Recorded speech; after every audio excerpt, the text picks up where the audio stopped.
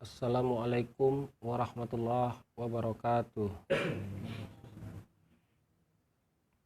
Alhamdulillah, alhamdulillahillazi arsala rasulahu bil huda wa dinil haq liyuzhiru 'alad dini kullihi wa kafa billahi syahida. Asyhadu an la ilaha illallah wa asyhadu anna Muhammadan abduhu wa rasuluh la nabiyya ba'd.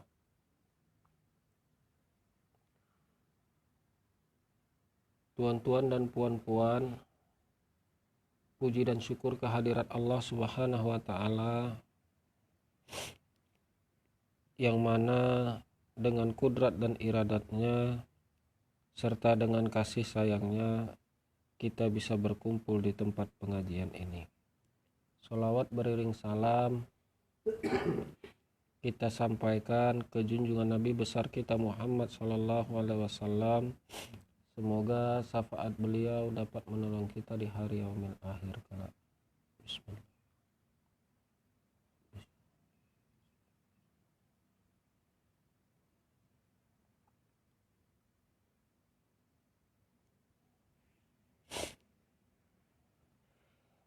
Maka adalah makrifah itu dengan iktibar menyampaikan segala wasilah, kemudian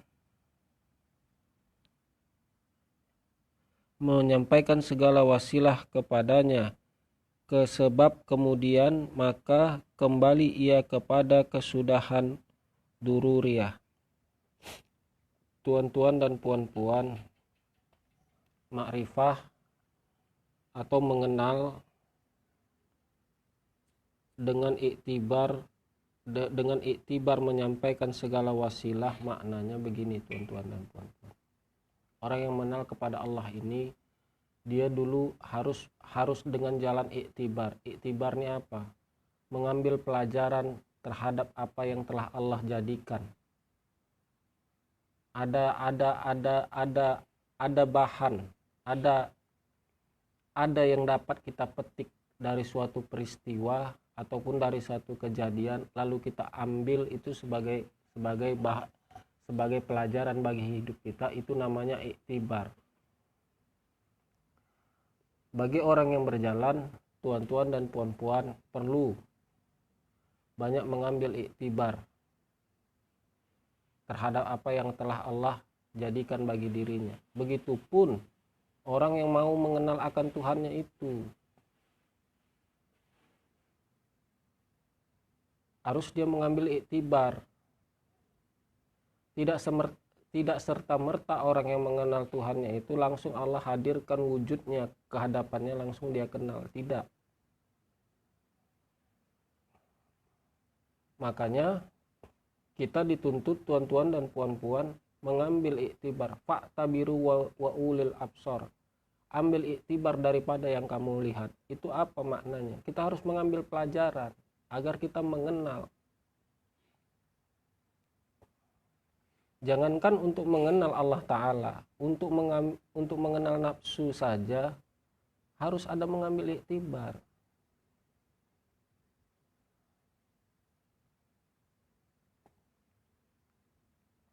Untuk mengenal nafsu saja, kalau memang harus mengambil iktibar, apalagi dengan mengenal Allah. Kan awak ambil iktibar. Contohnya begini, tuan-tuan dan puan-puan. Awak lihat orang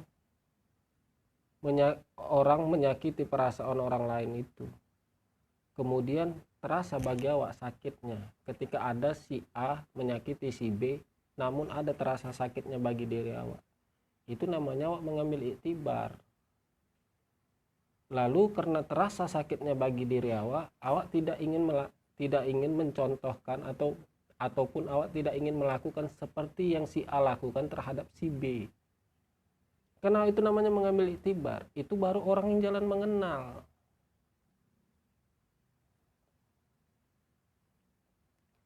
Jadi kalau kita tidak bisa mengambil suatu pelajaran terhadap peristiwa yang dijadikan Allah bagi diri kita itu, sulit kita untuk mengenal akan dirinya.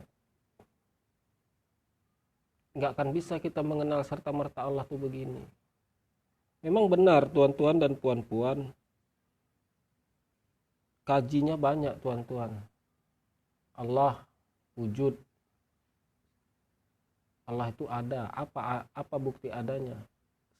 Segala ciptaannya ini, langit dan bumi beserta isinya, itulah menandakan buktinya Allah. Tuh, ada Allah di situ. Apa bukti Allah ada? Dia ciptakan segala bumi, langit dan bumi beserta segala isinya. Kan berarti awak disuruh mengambil iktibar, mengambil pelajaran terhadap apa yang Allah ciptakan. Lalu di situ pula awak mengenal Allah itu, terhadap ciptaannya itu, terhadap yang dia jadikan. Nah, baru awak yakin kan kepada Allah Ta'ala itu. Begitulah jalan mengenal Allah Ta'ala itu. Tidak bisa serta-merta tuan-tuan dan puan-puan. Kalau ada orang yang dia berkata, saya mengenal Allah langsung, sulit juga saya mempercayainya saat ini. Namun kalau tingkat paham, tingkat kaji, bolehlah. Kalau untuk sekedar mengandalkan cerita, ya bolehlah, tak apa-apalah. Untuk sekedar menambah hasanah pengetahuan tidak apa-apa. Namun dia tidak akan bisa menjadikan derajat mengenal Allah Ta'ala. Tidak bisa. Dia akan harus dulu dilaluinya, dia ambil pelajaran, dia ambil iktibar atas yang Allah jadikan bagi dirinya, baru dia di situ mengenal. Kita harus ditimpakan Allah, tuan-tuan dan puan-puan, segala sesuatu, itu baru kita bisa mengenal tuan-tuan dan puan-puan. Gak usah kan dalam satu perkara saja tuan-tuan dan puan-puan, Allah sebenarnya ingin memperkenalkan bagi kita tentang yang namanya nafsu. Apa misalnya? Nafsu takut. Takut itu kan rasa kekhawatiran yang ada pada diri kita yang sifatnya lahiriah. Sifat nafsu itu udah begitu, rasa takut itu bagian daripada salah satu watak daripada nafsu itu. Lalu Allah suruh kita mengenal akan rasa takut itu. Maka ditimpakannya bagi kita suatu hal perkara yang membuat kita rasa takut. Takut terhadap suatu perkara itu. Lalu kita disuruh belajar kan, kemana ya? Hari ini duit aku misalnya tinggal 5.000 perak. Tersabit dalam perasaan itu rasa takut. Kan Allah kirimkan sebabnya. Apa sebabnya? Duit tinggal 5.000, ketiadaan jalan untuk menutupi kebutuhan sehari-hari. Maka timbullah rasa sakit. Kan di situ suruh mengenal itu. Awak kenali dulu. Kemudian di situ tumbuh perasaan. Apa tumbuh perasaan dalam hati itu? Kok aku masih rasa takut ya? Masih adanya uang aku 5.000, tapi aku kok bisa tahu aku masih ada rasa takut aku. Tidak Allah cukupi kebutuhanku. Di situ kan ada jalan mengenal. Oh, berarti yang masih rasa takut atas ketiadaan untuk mencukupi rezekiku ini adalah nafsuku. Allah hantarkan di situ. Kemudian kita kan disuruh mengatasinya. Macam mana awak nggak supaya takut lagi? Bisa keluar awak daripada rasa perasaan takut awak itu terhadap apa yang sedang terjadi pada diri awak. Di situ kan awak dituntut belajar lagi. Gimana awak bisa melepaskannya? Banyak jalan, misalnya dengan sholat, dengan tafakur, dengan membaca wirid-wirid. Banyak hal untuk untuk menghilangkan rasa takutnya atas ketiadaan rezekinya.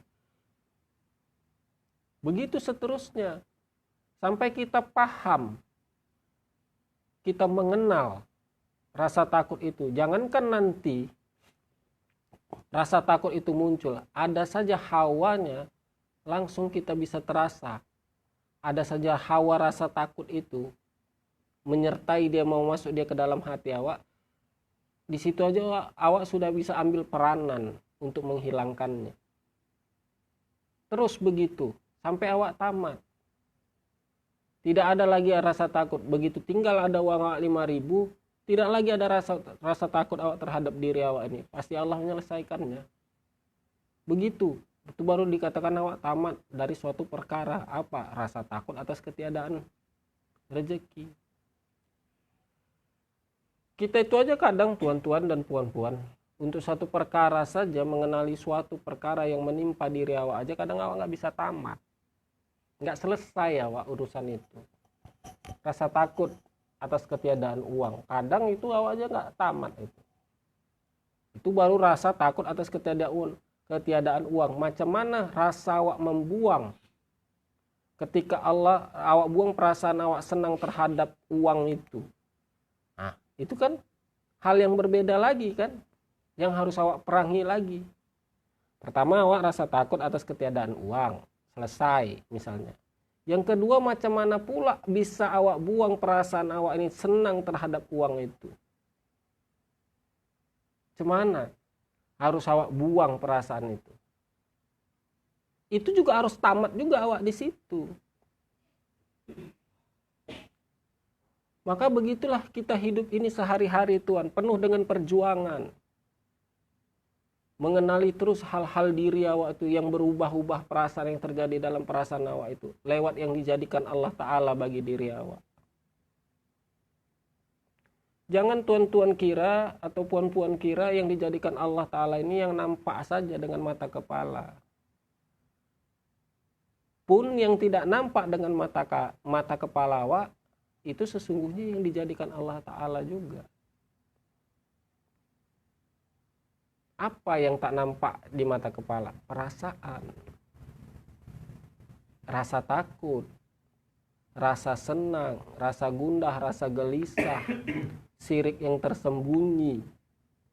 Itu sesuatu yang diciptakan, yang dijadikan Allah Ta'ala bagi diri awak. Itu yang harus awak pelajari. Jadi tidak serta-merta tuan-tuan dan puan-puan. Nah, kemudian katanya, apabila orang yang mengenal kepada Allah Ta'ala ini lewat segala yang dijadikannya ini, pada akhirnya dipulangkannya nanti semua kepada Allah Ta'ala. Baru sempurna yang namanya pengenalan dirinya akan Tuhannya. Baru sempurna makrifahnya. Berarti orang yang mengenal Allah Ta'ala ini adalah yang mengenal segala sesuatu yang dijadikannya, yang dijadikan Allah Ta'ala bagi dirinya, dan itu dikembalikannya kepada Allah Ta'ala. Inna lillahi wa inna ilaihi raji'un. Sesungguhnya datangnya daripada Allah dan kembalinya kepada Allah. Itulah orang yang mengenal. Jangan tuan-tuan puan-puan kira kita tafsirkan aja inna lillahi itu untuk orang meninggal. Tidak. Semuanya harus kita pulangkan kepada Allah Ta'ala. Setelah dia kita kenal, kita pelajari, kan akhirnya kita kembalikan kepada Allah Ta'ala. Contohnya saja tadi macam rasa sakit itu. Ada rasa sakit rasa takut dalam perasaan awak itu kan, lalu awak kembalikan kepada Allah. Ya Allah, masih ada rasa takutku atas ketiadaan uang ini. Maka ya Allah, angkatkanlah perasaan takutku ini, rasa takutku ini atas ketiadaan. Kan awak pulangkan sama Allah. Dia yang mendatangkan rasa takut itu, lalu awak pulangkan kepada dirinya, baru hilang perasaan itu, baru awak kenal. Oh iya, ternyata aku masih begini keadaanku. Baru dia kenal. Jadi orang yang mengenal akan Tuhan itu tidak serta-merta ya tuan-tuan dan puan-puan. Butuh proses dan perjuangan. Coba bayangkan, awak aja untuk mentahqiqkan dalam perasaan awak ayat innalillahi wa inna ilaihi raji'un itu saja berat. Kita tahu kita selama ini kan mengucapkan itu, innalillahi wa inna ilaihi raji'un. Datang daripada Allah, kembalinya kepada Allah. Hanya untuk sebatas orang meninggal. Tapi tidak demikian halnya bagi orang yang mengenal akan Tuhannya. Tidak, semua dipulangkannya kepada Allah Ta'ala. Karena datangnya juga daripada Allah, rasa senang, rasa suka, rasa duka, apapun semua itu semua adalah daripada Allah. Maka dipulangkannya kepada Allah, barulah dia mengenal. Oh begini, ternyata Allah menjadikan rasa senang ini ternyata untuk ini bagi diriku. Ternyata Allah menjadikan rasa takut ini ternyata untuk ini bagi diriku. Tujuannya Allah Ta'ala. Tetapi dia hantarkan dulu pelajaran bagi diri kita, supaya kita mengenal akan dirinya.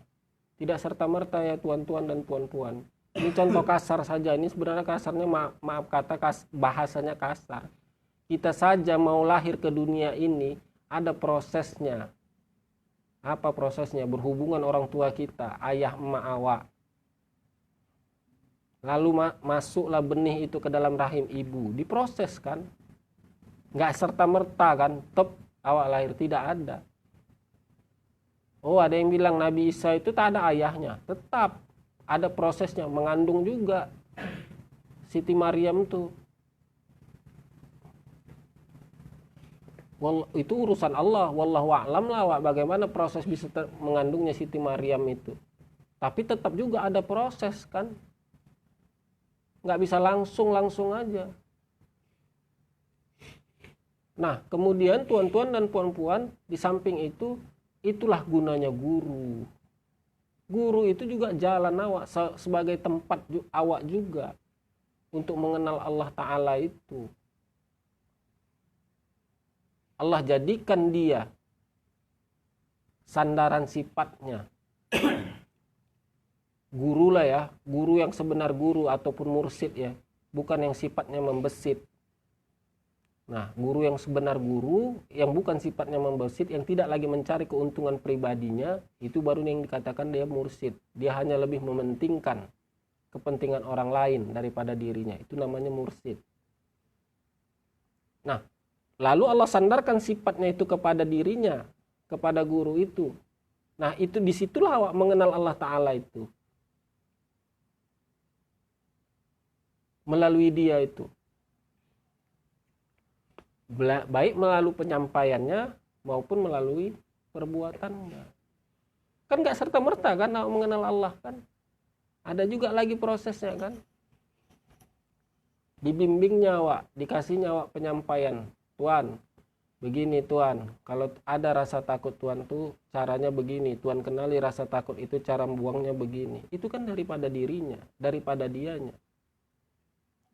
Lalu satu waktu awak teringat, menimpa satu kejadian sama persis seperti yang dia ucapkan itu. Teringat awak, oh begini. Kan lewat dia kan, lewat gurunya itu. Bukan langsung Allah itu.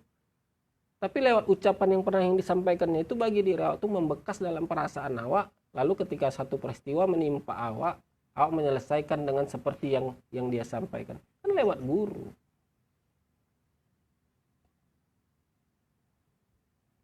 Jadi kalau tuan guru tuh bilang hakikatnya Allah, syariatnya guru, ya begitulah jalannya.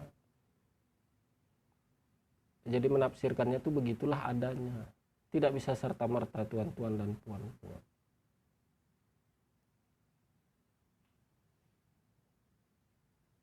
Bagaimana bisa serta-mertanya Allah itu bisa awak kenal dengan Allah tuh? Apabila dia memang menunjukkan dirinya kepada awak. Apa syaratnya Allah tuh mau menunjukkan dirinya kepada awak? Suci lahir batin awak. Karena Allah itu suci, maha suci, maka dia akan mau bertempat kepada yang suci. Kalau hati awak dan pikiran perasaan awak tidak suci, maka Allah itu tidak mau menunjukkan dirinya kepada awak.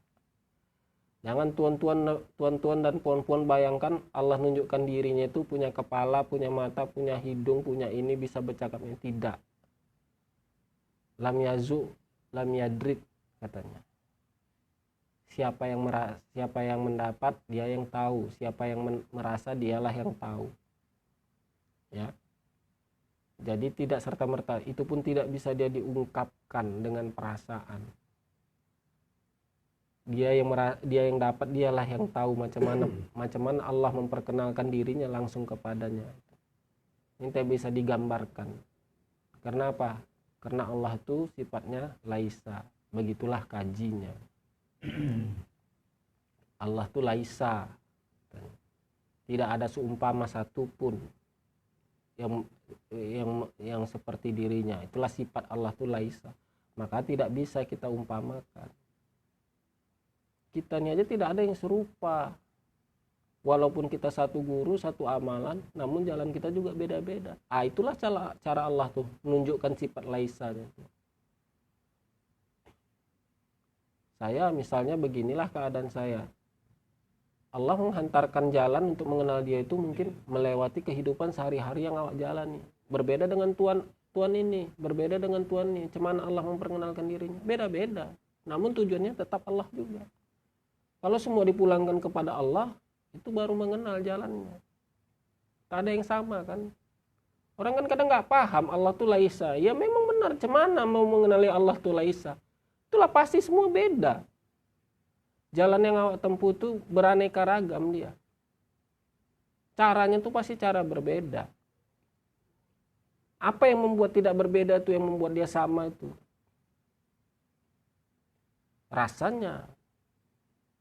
Apa mungkin berbeda rasa takut saya dengan rasa takut tuan-tuan dan puan-puan? Nggak akan mungkin berbeda. Tapi ketika tuan-tuan mengenali rasa takut tuan-tuan dan puan-puan itu, pasti ada sebab yang berbeda yang dihantarkan Allah bagi diri kita masing-masing.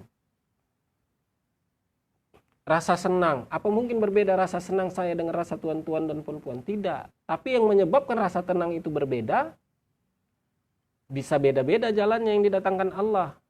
Bisa melalui A, B, C, D ataupun sebagaimana macam. Tidak ada yang sama. Itulah terkadang Allah menunjukkan sifat laisanya. Ya, awak terkadang harus disuruh belajar begitu. Itu makanya kalau kita mau merenung sejenak, mau merendahkan hati dan pikiran kita ketika segala sesuatu yang ditimpakan Allah bagi diri kita ini, bisa semuanya kita terima, enak, tidak ada lagi perbedaan pendapat satu sama lain. Kalau dawak lihat di situ Allah itu, oh begini Allah tuh ternyata dia diantarkan sebabnya ini bagiku. Oh ternyata Allah tuh masih memberikan sebatas ini pemahamannya kepada diriku. Ternyata Allah itu hanya sebatas ini masih memberikan pemahaman terhadap dirinya. Kan tidak ada lagi perbedaan di situ. Terima wak jadinya. Menerima sebab perbedaan itu, sebab yang tidak bisa disamakan. Itu indahnya juga terkadang. Makanya indah sebenarnya, Islam itu indah, Islam itu sempurna, Allah itu maha teratur, maha sangat baik, pokoknya semuanya lah. Kalau kita mau mengambil pelajaran dan mau juga mensucikan perasaan dan pikiran kita, bisa kita terima tuan-tuan dan puan-puan. Yang membuat kita nggak terima itu kan terkadang apa? Nafsu itu. Masih kotor lagi awak. Dulu ada ikhwannya nama Tuan Miji bilang, alah masih kotor lagi. Iya, jadi tertutupilah perasaan awak terhadap perbedaan-perbedaan yang diciptakan Allah ini bagi diri awak. Tak bisa lah menutup, tak bisa lah mengenalnya. Mana sih sebenarnya Allah yang laisa? Nggak bisa awak kenali. Kenapa? Dari sekian banyak perbedaan yang diciptakannya, Jawa nggak bisa mengenali. Bahwa itu saja sebenarnya sudah menunjukkan sifat laisanya. Nggak semua sama kan? Mungkin begitu saja tuan-tuan dan puan-puan yang bisa saya sampaikan. Lebih dan kurang saya mohon maaf. Billahi taufik wal hidayah. Assalamualaikum warahmatullahi wabarakatuh.